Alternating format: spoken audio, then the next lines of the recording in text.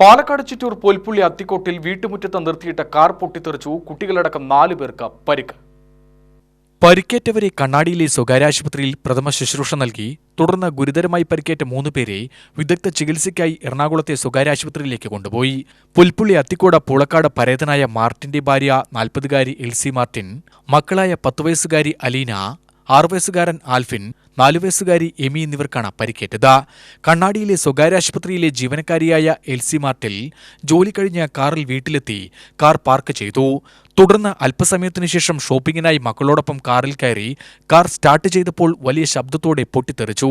സമീപവാസികൾ ഓടിയെത്തി രക്ഷാപ്രവർത്തനം നടത്തി. ചിറ്റൂർ ഫയർഫോഴ്സിൽ വിവരമറിയിച്ചു. വിവരമറിഞ്ഞ് ചിറ്റൂർ ഫയർഫോഴ്സ് എത്തി രക്ഷാപ്രവർത്തനം നടത്തിയെങ്കിലും കാർ പൂർണ്ണമായും കത്തിനശിച്ചു. അലീന കണ്ണാടിയിലെ സ്വകാര്യ ആശുപത്രിയിൽ ചികിത്സയിലാണ്.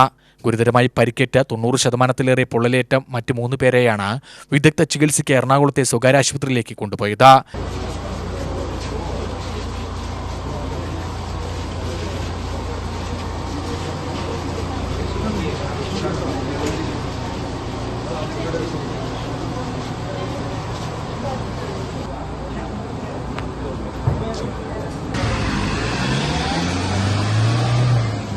പാലന ആശുപത്രിയിൽ ജോലി ചെയ്യുന്ന സ്റ്റാഫ് നഴ്സാണ്. പൊൽപ്പുള്ളി അടുത്താണ് വീട്. അവിടെ വീട്ടിൽ ചെന്ന് എൽസിയുടെ അമ്മയെയും 3 മക്കളെയും കൂട്ടി ഷോപ്പിങ്ങിന് പോകാനായിട്ട് കാറിൽ കയറിയപ്പോൾ കാർ സ്റ്റാർട്ട് ചെയ്ത വഴിക്ക് കാർ പൊട്ടിത്തെറിക്കുകയും അത് കത്തി ചാമ്പലാകുകയും ചെയ്തു.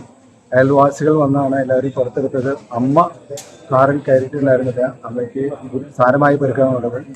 2 കുട്ടികൾക്ക് പൊള്ളല് ഏതാണ്ട് 90-95% അവരുടെ അമ്മയായ എൽസിക്ക് കാര്യമായിട്ടുള്ള പൊള്ളലേറ്റിട്ടുണ്ട്. ഇവരെ 3 പേരെയും എറണാകുളത്തുള്ള ഒരു സ്വകാര്യ ആശുപത്രിയിലേക്കാണ് കൊണ്ടുപോയിരിക്കുന്നത്.